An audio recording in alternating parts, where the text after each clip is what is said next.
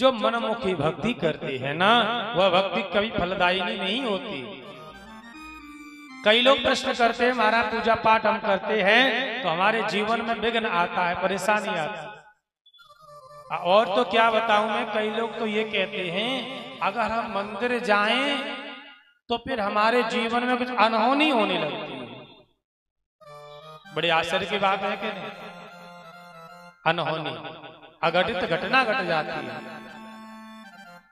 अब क्यों? विधि के तरीके से करोगे तो कभी हानि नहीं होने वाली है। अब हानि क्यों होती? कारण से लो।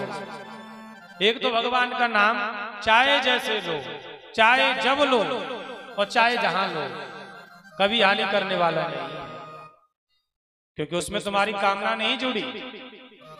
और सकाम जो भक्ति करते हो, पूजा पाठ करते हो, अगर तुम उसमें त्रुटि करोगे तो हानि होगी।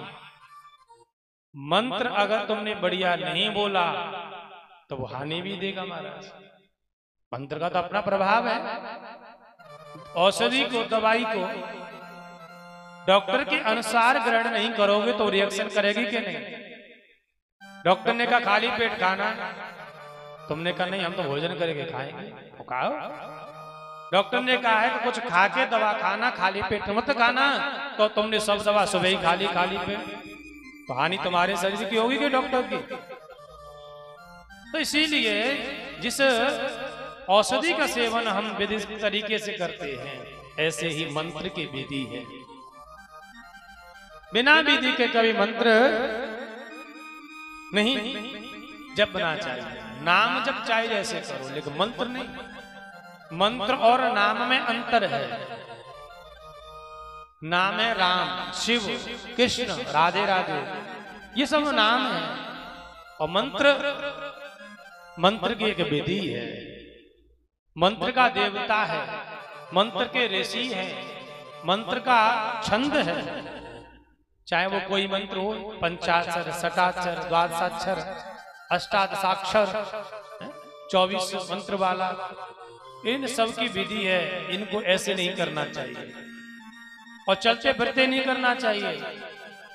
कई लोग चलते फिरते ही नाम जपते रहते हैं, चलते फिरते नहीं। नाम लेना चाहिए चलते फिरते, मंत्र को आसन पर बैठ करके और बड़ी विधि विधान, पवित्रता और शुद्धता से जपना चाहिए। मंत्र की अपनी मर्यादा है और मंत्र का अपना प्रभाव है। मंत्र के द्वारा तुम्हारा विष का, सर्प का जो विष है वो दूर हो जाता है।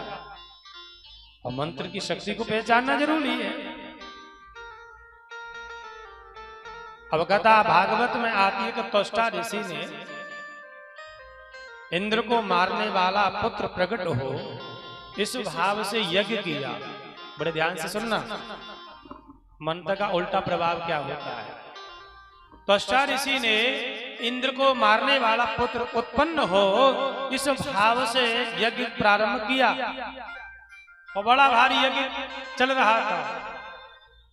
यज्ञ करते करते मंत्र में कुछ त्रुटि हो गई, मंत्र बोलने में त्रुटि हुई, गलती हुई। और बोल क्या दिया? इंद्र शत्रु विभर्धस्वा माचिरम जहि विध्वसम। मन में तो भाव है कि इंद्र को मारने वाला हो, और वाणी से, वचन से निकल गया, मुख से निकल गया इंद्र के द्वारा मरने वाला हो। मंत्र की शक्ति, थोड़ी सी भी त्रुटि होने से इंद्र के द्वारा मरने वाला पुत्र अप्रगट हुआ महाराज। और ये हुआ तो इसलिए मंत्र को शुद्धता, पवित्रता और अच्छी तरह जान के बोलना चाहिए। इसलिए कहते हैं कभी भी कोई पूजा पाठ करो तो गुरुदेव की देख देख में करना चाहिए, जिससे उन्हें पता हो, उन्हें जानकारी हो। अब जब तक आप अपनी मनमानी से करोगे तो हानि होगी। आज चंचुला ने ब्राह्मण के उपदेशानुसार, निर्देशन से जो काम किया, आज चंचुला भजन करती है, संसार का मोह त्यागा, शिव के चरणों में अनुरागिनी बन गई और जब करते करते भोले बाबा एक दिन स्वयं चल करके आए महाराज। इतनी बड़ी पावन कृपा भोले बाबा की भूत भावन की हुई महाराज। सुंदर भोलेनाथ का दर्शन किया, जिनका शरीर कर्पूर है, माने राधे राधे कपूर की तरह रंग है भगवान शिव का। नीला कंठ है जिनका, 5 मुख हैं, चंद्रमा जो शिखर पर विराजमान है, गंगा जी जटाओं में शोभा दे रही है।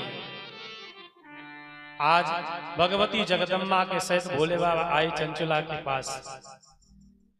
सुंदर सर्वांग श्रेष्ठ भक्ति स्वरूपा को देख करके चंचला को लेकर के जगदम्बा ले गई, स्वयं अपनी अंतरंग सखी बनाया। ऐसी कृपा हुई। कैसी थी चंचला? व्यभिचारिणी